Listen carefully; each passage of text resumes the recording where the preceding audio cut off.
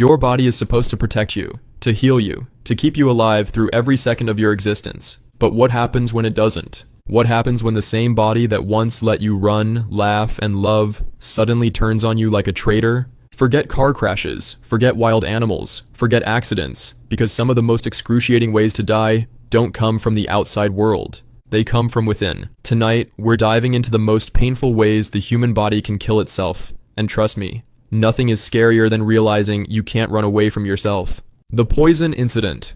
Liver failure. It starts small, a dull ache in your side, maybe some nausea. Most people shrug it off as bad food or maybe a hangover. But for a man in his late 30s from Manchester, it wasn't just a bad day. It was his liver shutting down.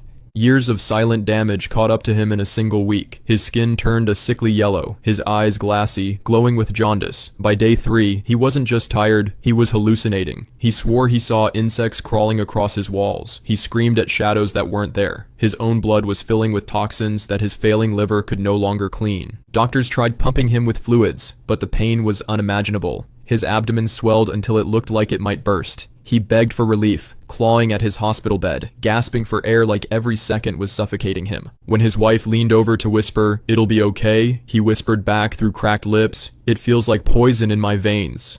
Because that's exactly what it was. His body was drowning him in his own toxins, and when the seizures started, they knew it was only a matter of hours. He passed slowly, his body quietly poisoning itself until his brain shut down entirely. A man alive, but already gone inside before his heart stopped. The Vice incident. Heart attack.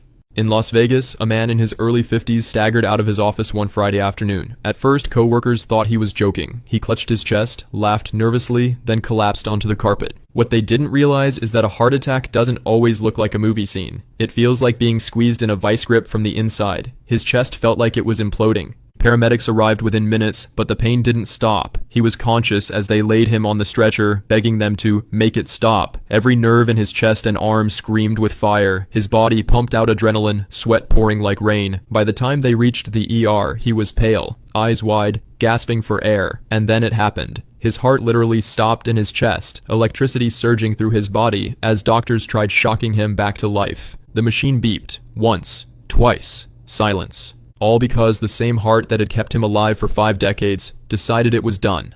The lock-in incident? Stroke.